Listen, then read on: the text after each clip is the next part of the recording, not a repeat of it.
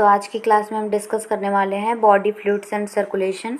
इसमें बात करें ब्लड की, तो ब्लड होता है, blood is the most commonly used body fluid by most of the higher organism including human for this purpose. यानी ब्लड जो होता है वो हायर ऑर्गेनिज्म में भी पाया जाता है, हायर ऑर्गेनिज्म में ह्यूमंस भी आते हैं। फिर लिखा है another body fluid lymph also help in the transport of a certain substances. यानी जो लिम्फ होता है वो हेल्प करता है कुछ सर्टेन सब्सटेंस को ट्रांसपोर्ट होने में। नेक्स्ट ब्लड में लिखा है blood is a special connective tissue consisting of a fluid matrix plasma and formed element. यानी ब्लड एक स्पेशल कनेक्टिव टिश्यू है जिसमें क्या क्या होता है, फ्लूइड मैट्रिक्स, प्लाज्मा एंड कुछ फॉर्म्ड एलिमेंट होते हैं। बात करें प्लाज्मा की, तो प्लाज्मा क्या होता है, तो plasma is a straw coloured viscous fluid constituting nearly 55% of the blood. यानी ब्लड का 55% प्लाज्मा होता है और प्लाज्मा में 90 से लेके 92% वाटर प्रेजेंट होते हैं। 90 से लेके 92% प्लाज्मा में वाटर होता है। और प्रोटीन की बात करें तो ये होता है 6 to 8%। प्लाज्मा कितना परसेंट होता है ब्लड में, 55%, और प्लाज्मा में 90 से लेके 92% वाटर होता है और 6 to 8% प्रोटीन्स होते हैं। ठीक है, अब बात करें कुछ प्रोटीन, कौन कौन सी प्रोटीन होती हैं, तो होता है फाइब्रिनोजन, ग्लोबुलिन और एल्ब्यूमिन। ये तीनों प्रोटीन किस काम के लिए होती हैं, ये मैच करने के लिए नीट में कई बार आ चुका है। ठीक है, तो बात करें फाइब्रिनोजन, ग्लोबुलिन और एल्ब्यूमिन की, तो फाइब्रिनोजन का फंक्शन क्या होता है कि fibrinogen are needed for clotting और कोएगुलेशन ऑफ ब्लड। यानी फाइब्रिनोजन जो होता है उसकी नीड तब होती है जब ब्लड की क्लॉटिंग या फिर कोएगुलेशन होता है। ठीक है, क्लॉटिंग का मतलब जब रक्त का थक्का जमता है, क्लॉटिंग होती है या फिर कोगुलेशन होता है, तब हमें फाइब्रिनोजन की नीड होती है। क्योंकि ये क्या करता है कि जहाँ से ब्लड निकल रहा होता है वहाँ पे इस तरीके का फाइबर क्रिएट कर देता है जिसकी वजह से ब्लड जो होता है यहीं पे आके रुक जाता है और स्टॉप हो जाता है। तो फाइब्रिनोजन किस चीज़ में हेल्प करता है, वो कोगुलेशन या फिर क्लॉटिंग में हेल्प करता है। बात करें ग्लोबुलिन की, तो ग्लोबुलिन जो होता है वो डिफेंस मैकेनिज्म में हेल्प करता है। ग्लोबुलिन किस चीज़ में हेल्प करता है, तो ग्लोबुलिन डिफेंस मैकेनिज्म में हेल्प करता है। एल्ब्यूमिन क्या करता है, तो एल्ब्यूमिन ऑस्मोटिक बैलेंस के लिए हेल्प करता है। ये तीनों प्रोटीन मैच करने के लिए आ चुके हैं। ऐसे फाइब्रिनोजन, ग्लोबुलिन और एल्ब्यूमिन लिखा था, और फाइब्रिनोजन के आगे कुछ भी डिफेंस मैकेनिज्म लिख दिया, फिर ग्लोबुलिन के आगे क्लॉटिंग लिख दिया, और जो एल्ब्यूमिन है उसके आगे प्रोटीन। तो फाइब्रिनोजन का हो जाएगा क्लॉटिंग से, ग्लोबुलिन हो जाएगा डिफेंस मैकेनिज्म से, और एल्ब्यूमिन तो होता ही है प्रोटीन के लिए।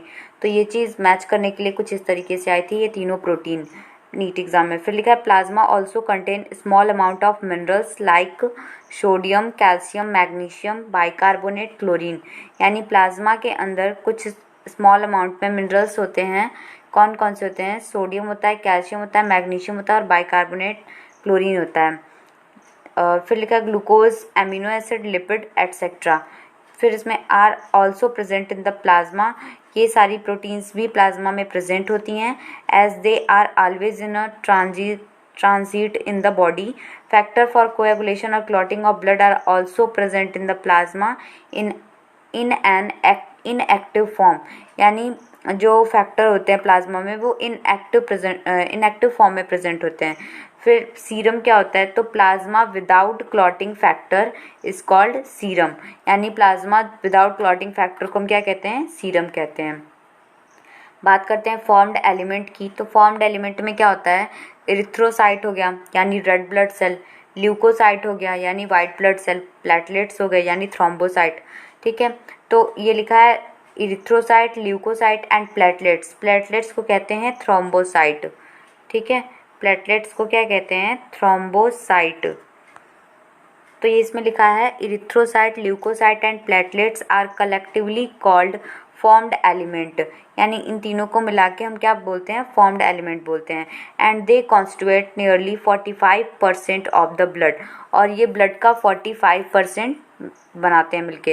यानी ब्लड में 55% क्या हो गया, प्लाज्मा हो गया, और 45% क्या हो गया, फॉर्म्ड एलिमेंट हो गए। फॉर्म्ड एलिमेंट में क्या हो जाएगा, इरिथ्रोसाइट हो जाएगा, ल्यूकोसाइट हो जाएगा और थ्रोम्बोसाइट यानी प्लेटलेट्स। बात करते हैं इरिथ्रोसाइट की, तो इरिथ्रोसाइट और red blood cell are the most abundant of and the cell in blood. A healthy adult man has on an average 5 million to 5.5 million of RBC mm/cube, यानी एक healthy man में RBC जो होता है वो कितना होता है 5 मिलियन से लेके 5.5 मिलियन ऑफ RBC होता है। फिर लिखा है RBC are form in red bone marrow in the adult, यानी RBC जो होता है वो रेड बोन मैरो में फॉर्म होता है। फिर लिखा है RBC are devoid of nucleus in most of mammals and are biconcave in shape, यानी जो RBC होता है उसका शेप क्या होता है, तो उसका शेप होता है बाई कॉन्केव शेप होता है, कुछ इस तरीके का शेप होता है RBC का, यानी ये कॉन्केव एक कॉन्केव और ये दोनों बाई कॉन्केव हो गए। ठीक है, तो RBC का शेप क्या होता है बाई कॉन्केव शेप होता है। फिर लिखा they have a red coloured iron containing complex protein called haemoglobin, यानी जो RBC होता है उसमें क्या पाया जाता है हीमोग्लोबिन पाया जाता है। यहाँ पे हीमोग्लोबिन जो होता है हीमोग्लोबिन, इसमें हिम का मतलब ही होता है आयरन, तो जो हीमोग्लोबिन किस में प्रेजेंट होता है इरिथ्रोसाइट में, और इसी के प्रेजेंट होने की वजह से रेड ब्लड सेल का कलर जो होता है वो रेड होता है। ठीक है, तो ये आयरन कंटेनिंग पिगमेंट यानी हीमोग्लोबिन इरिथ्रोसाइट में होता है। फिर लिखा है has the colour and the name of these a cell, a healthy individual has 12 to 16 gram of a haemoglobin in every 100 ml of blood, यानी एवरी 100 ml ऑफ ब्लड में 12 to 16 gram haemoglobin होता है। फिर लिखा these molecule play a significant role in transport of respiratory gases, RBC have an average life span 120 days. ये भी question कई बार आ चुका है कि RBC की लाइफ स्पैन कितनी होती है, तो आंसर क्या हो जाएगा 120 डेज। फिर लिखा है which they are destroyed in the spleen, यानी फिर उसके बाद से ये क्या हो जाता है डिस्ट्रॉय हो जाता है, ख़त्म हो जाता है, और उसे ही कहते हैं ग्रेवयार्ड ऑफ RBC, यानी RBC जब 120 दिन के बाद से ख़त्म हो जाता है तो हम उसे क्या बोलते हैं स्प्लिन बोलते हैं या फिर ग्रेवयार्ड ऑफ RBC बोलते हैं। ग्रेवयार्ड का मतलब होता है दाह संस्कार। ठीक है, यानी RBC की लाइफ स्पैन 120 डेज है, उसके बाद से वो ख़त्म हो जाएगा तो उसको हम स्प्लिन बोलेंगे और उसको बोलते हैं ग्रेवयार्ड ऑफ RBC। बात करते हैं ल्यूकोसाइट की, तो लिखा है leukocyte are also known as a white blood cell, यानी ल्यूकोसाइट को कहते हैं white blood cell as they are colourless. ये वाइट कलर का होता है तो इसमें कोई कलर नहीं होता है, और अगर कोई कलर नहीं है यानी हीमोग्लोबिन की प्रेजेंस होने की वजह से वो रेड कलर का था, यानी WBC में हीमोग्लोबिन प्रेजेंट नहीं होता है due to lack of haemoglobin, इसमें कमी होती है हीमोग्लोबिन की।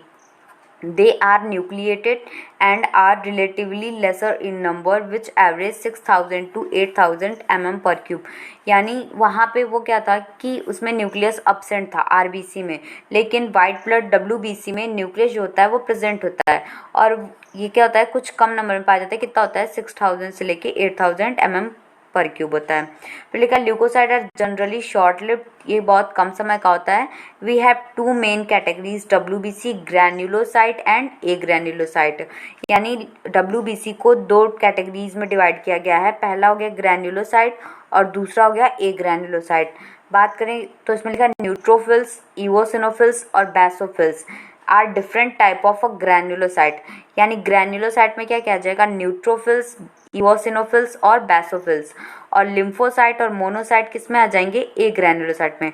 अगर हम भूल जाएं तो कि ग्रैन्युलोसाइट में कौन आता है और ए ग्रैन्युलोसाइट में कौन आता है, तो जिसके लास्ट में ILS और ILS आ रहा है, यानी न्यूट्रोफिल्स, इओसिनोफिल्स, बेसोफिल्स, तो ये क्या हो गए ये ग्रैन्युलोसाइट हो गए, और लिम्फोसाइट और मोनोसाइट किस में आ जाएंगे ए ग्रैन्युलोसाइट में।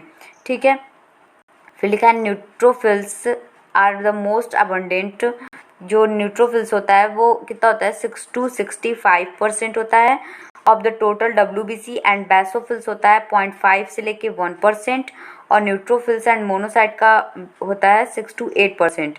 और न्यूट्रोफिल्स और मोनोसाइट ये दोनों फैगोसिटिक सेल हैं।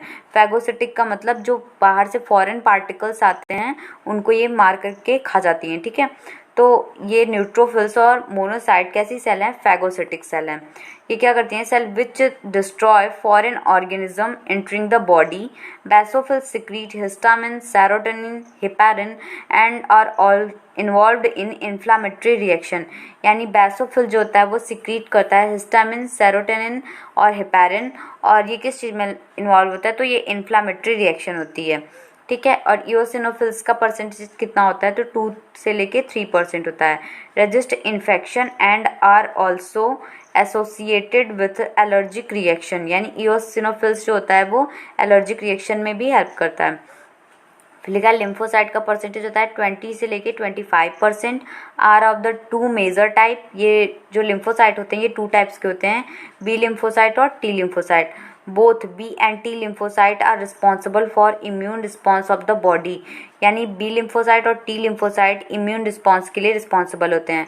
बात करते हैं प्लेटलेट्स की, तो प्लेटलेट्स को हम कहते हैं thrombocyte, are cell fragment produced from megakaryocyte, यानी मेगा कैरियोसाइट से ये प्रोड्यूस होते हैं।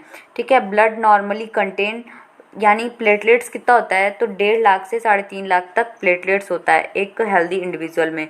फिर लिखा है platelets can release a variety of substances most of which are involve in the coagulation और क्लॉटिंग ऑफ ब्लड, यानी प्लेटलेट्स जो होते हैं वो कोएगुलेशन और क्लॉटिंग ऑफ ब्लड में हेल्प करते हैं। A reduction in their number can lead to clotting disorder which will leads to excessive loss of blood from the body, यानी जब प्लेटलेट्स का नंबर डिक्रीज हो जाता है तो वो क्यों होता है कि अगर डेंगू फीवर जैसे हो जाता है उसमें क्या होता है कि प्लेटलेट्स का नंबर जो होता है वो बहुत ही डिक्रीज़ कर जाता है। तो डॉक्टर उसमें पपाया यानी इसकी पत्तियां या फिर पपाया ज़्यादा खाने के लिए प्रेफर करते हैं। तो प्लेटलेट्स का नंबर डिक्रीज़ हो जाता है डेंगू जब होता है तो उस टाइम पे। नेक्स्ट क्लास में हम डिस्कस करेंगे ब्लड ग्रुप्स के बारे में।